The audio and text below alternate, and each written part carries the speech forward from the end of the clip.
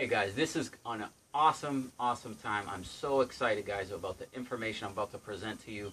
For you that are new subscribers, I encourage you in this message to take a look at some of the videos I'm going to put in the description field. These are things we've already talked about, and now all the pieces are coming together, guys, amazingly. So, guys, what we're talking about is we're talking about the 6th trumpet army, okay?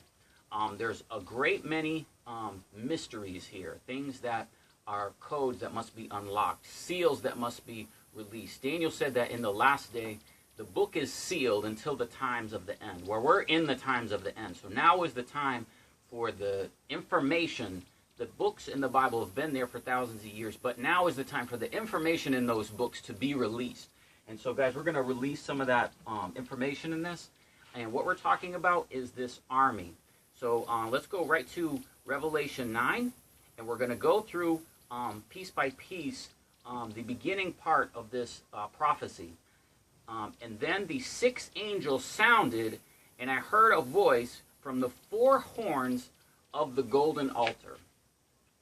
Now, what I encourage you to do is watch the video on the 4 horns and the 4 carpenters, okay? Because you can see here, guys, I have this this staff, and the Lord instructed John, take a reed, which is a rod, and measure the altar. Measure the inner court. But the outer court leave not, for it is for the Gentiles or nations. Okay? So, guys, we've taken this rod, we've measured the inner court. The inner court is 144 cubits square. It represents the 144,000. There's also an altar. The Lord said to measure the altar. And if you look at some of the videos, guys, you'll see that some of the presentations, I have this military green canvas around me. Well, that's from my guide here in Africa. And, guys, the measurement of that is 4 cubits. Now, it's the 20.6 inch cubit, not the sacred cubit, which is 25 inches. But, guys, what I'm getting at is that is a perfect 4 by 4 by 4 cubit tent, tabernacle. I've showed you before how that in my tabernacle in my RV, it was perfect measurement to the Ark of the Covenant. So God has done these things as a matter of teaching and displaying them. Now the altar is 4 by 4 by 4 cubits. You find this in Exodus. You also find this in Ezekiel. In Ezekiel's temple, it has an altar. The altar is 4 by 4 by 4 cubits.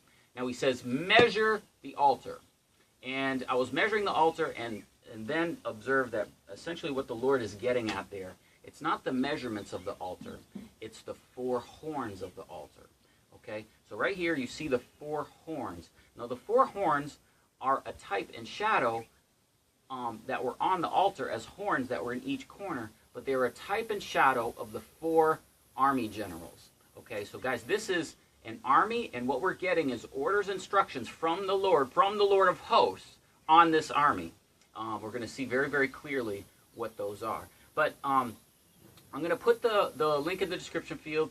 There's 4 names that these angels have, okay? They're called the 4 spirits of the heavens in Zechariah chapter 6. They're called the 4 horns in Zechariah chapter 1. They're called the 4 carpenters in Zechariah chapter 1 as well. And then in Ezekiel, they're called the 4 sore judgments. So I have a video on the 4 sore judgments, which is more or less a review of all of this. But for time's sake, let's just go to Zechariah chapter 1 and look at this prophecy of the 4 horns, okay? Because these angels are a type of what you see in the altar in the temple. Okay, so it's Zechariah chapter 1, verse 18. I lifted up my eyes and saw, behold, 4 horns. And I said unto the angel that talked with me, what are these? And he answered me, these are the 4 horns which have scattered Judah, Israel, and Jerusalem. And the Lord showed me 4 carpenters. And I said, what come these to do? And he said, these are the 4 horns which have scattered Judah, so that no man did lift up his head. But these come to fray to cast out the horns of the Gentiles. So now what we have is there are 4 horns, guys. A horn is a king, okay? Now when it says scatter the horns of the Gentiles are the 10 horns that are on the beast. So this is God's army against the beast. And clearly in this army that's being assembled, it's God's army, which is New Jerusalem, against Mystery Babylon. And that's what this whole message is about, okay?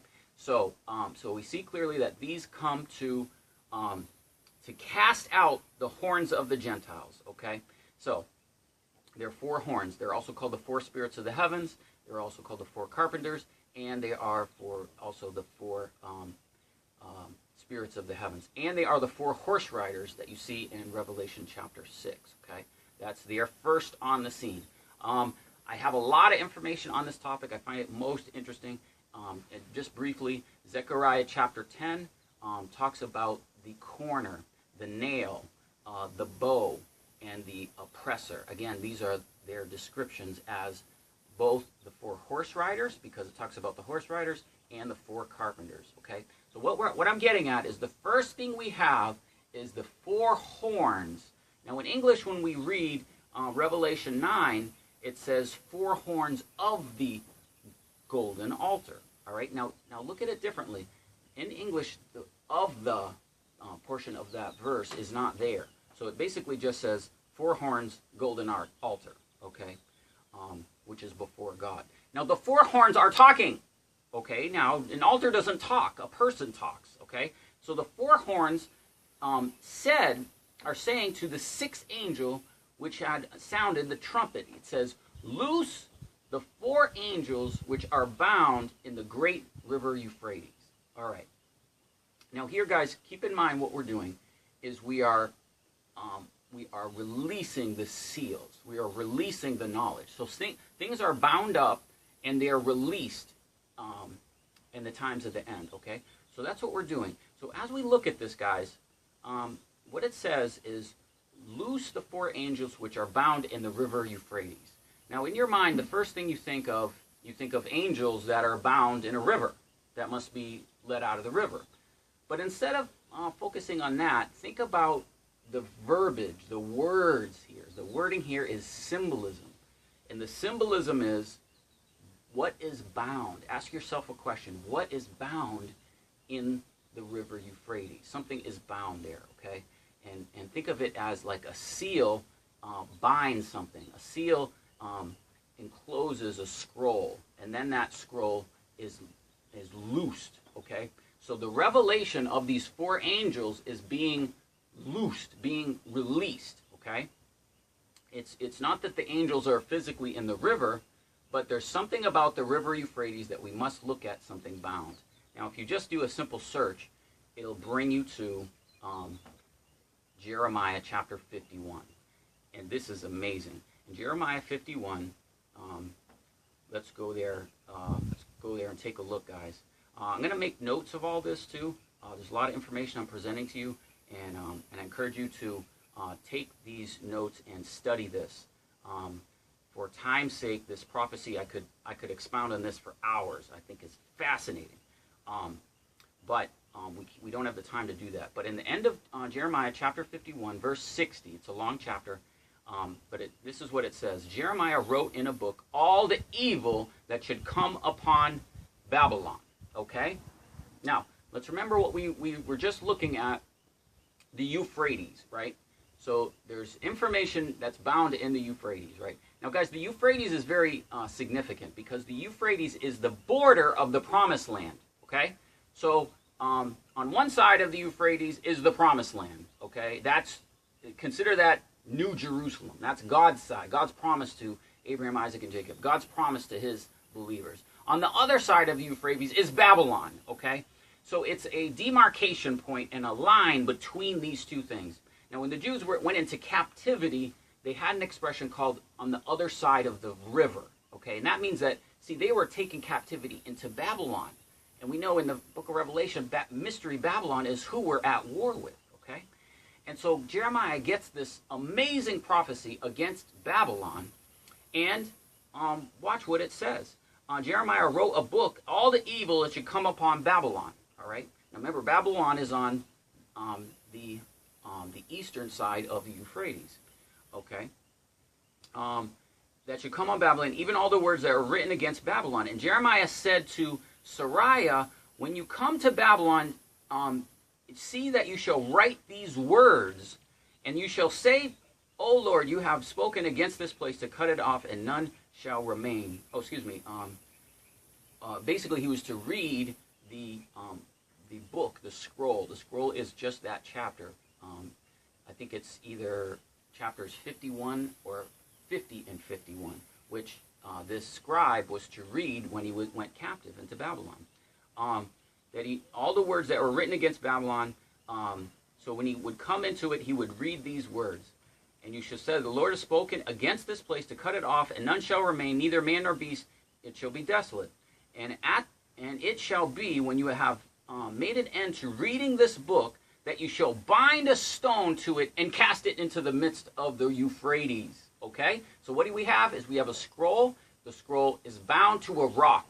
Then the scroll is thrown into the river Euphrates. So what that means is there was a prophecy to this scroll at this time, because Jeremiah prophesied this against Babylon's destruction at that time. But it was bound in the river Euphrates until the time of the sixth trumpet. At the time of the sixth trumpet, the scroll is released, and the knowledge of these four angels is released. The knowledge of this army is released. And when the knowledge of this army is released, then we can read it. Okay? So now what's happened is we can clearly see that the binding of the Euphrates is this scroll. It's Jeremiah 51. It's right here, guys. Amazing. And it's a prophecy for the last days. That's why it's thrown in the river Euphrates. It's bound up for a time, and it's not until the last days. If you read Revelations, clearly Mystery Babylon will have great destruction. All that destruction is labeled here in Jeremiah 51. But who are these four angels? It says clearly, loose the four angels. So it's what we're doing is we're releasing the revelation of these four angels. Now, in your mind, you might say, okay, well, who is that, Leland? Are they in the scroll? Well, they must be in Jeremiah 51. Because if the scroll is released, then whoever there must be here. Are they there? Absolutely. Let's go to Jeremiah 51:27. Set up a standard in the land. Blow the trumpet. Now, let's remember that what's happening is we're blowing the sixth trumpet. The sixth trumpet is being blown. So blow the trumpet among the nations. Prepare the nations against her. Against who? Babylon. Call together against her the kingdoms of Ararat, the kingdoms of Minni, the kingdoms of Ashchenaz. Appoint a captain against her. Cause the horses to come up as though rough caterpillars. Okay? Now let's pay close attention here. What we have is these are kingdoms, but these are also captains. Okay? These are captains. And we know in this army they're riding horses. Okay? And come up as though caterpillars. Now caterpillar is a reference to the locust. So this army is going against the locust army, which is the fifth trumpet. The fifth trumpet is Babylon. We saw clearly that it's the harlot's army, the fifth army. So these horses are going against. So this is a complete war, guys, of these two armies, this clash that's taking place. But here we have three captains. These three captains are mentioned. Well, let's keep going. Verse 28. Prepare against her the nations with the kings of the Medes. There's our number 4. The captains thereof and all the rulers thereof, all the land of his dominion. So there we have it, guys. These are the 4 captains, which we see in Revelation. These are the 4 angels. Now, let's take a look, guys, at also the meaning of their names, because this is fascinating. When you just look up, do a word search on the names, Ararat means the curse reversed. Okay? So again, this is the turning. This is a turning, a shifting army. Minni means division. Remember, the Euphrates is a division. It's a division between Babylon and the New Jerusalem. Okay? And Ashchenaz is a man kindled as fire is scattered. And we see clearly in this army, there's an army of fire, and fire proceeds from their mouths. Okay? And then also means middle land. So the middle land is the valley of decision. And that's what's happening even now. It's a valley of decision. You know, choose whose side will you be on? Which army will you be on? Which side will you be on? So that's why I'm saying you have to come out of Babylon, guys. Come out of her, and that you receive not of her plagues. Okay? That's the message here. Okay? But clearly we see 4 captains. We know that these 4 captains are part of this army. Okay? So the army, the decree and order of the army comes first from the 4 generals. The 4 generals say, release the scroll. Release the information of the scroll of Jeremiah 51 for these 4 captains. Okay? You see that? Now, let's continue because we still have a long way to go here. Now, it says, and the 4 angels were loosed, which were prepared for an hour, a day, a month, a year, for to slay a third part of men. And the number of the army and the horsemen were 200,000, and I heard the number of them. Okay? Now, when we look at this, this is the figure 200 million. Okay? Now, when we do this, we look at this, guys, this is consistent with what we've been sharing with you on the shekel of the sanctuary, where we numbered these people. Okay? So the great multitude, which was no man could number. So that's an indication that they are not yet assembled. Okay? But here we see the great multitude is assembled, and now we have a number. We have the number of the 144,000. Now we have a number for this this great army. Okay? And let's take a look. I'll show you the on the board here the details on the shekel of the sanctuary, guys. Okay. Okay, guys. Here's our army.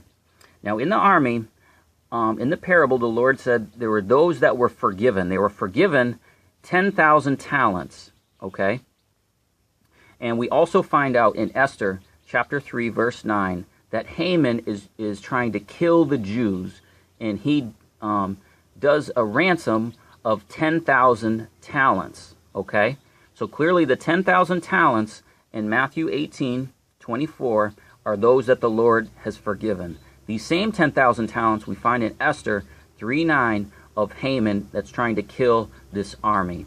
So remember, Haman is the Antichrist. The Jews that are mentioned in the book of Esther are the great multitude, okay? And the 10,000 talents is consistent between Esther and Matthew 18. Now, we determined previously that there are 10,380 shekels and 1 talent. And then in Exodus, we determined that based on the number of people, we can actually determine the number of people in a talent as represented by each man gave a half a shekel. So we take 10,380 times 2, and in this case we have 10,000 talents. That brings us to 207,600,000. This is the precise number of what we see in this army.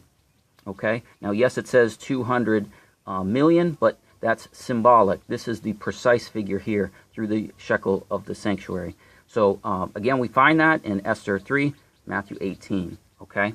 And then it also says that in Isaiah 6:13, a tenth shall return. Okay? And again, this is a representation of the great multitude. Okay? All right? Now, the other thing I want to do before I conclude this message, guys, let's just do a review. Now, in this pattern here, this is a pattern of the throne. And in the throne, you have the 4 living creatures. You also have the 4 spirits of the heavens, which are the 4 horns, which are the 4 carpenters, which are the God's 4 sword judgments. Okay? So what happened is, what we're doing is, you can see this is the 7 archangels. Okay? So each archangel has a trumpet. Then we get to trumpet number 6.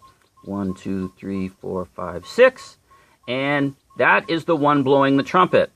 Okay? So what's happening is the angels are speaking and interacting and declaring what must be done. Okay? So we saw clearly that the 7th angel sounded, and then you have the 4 generals here. Okay? And then one of them, they're called the 4 horns around the altar.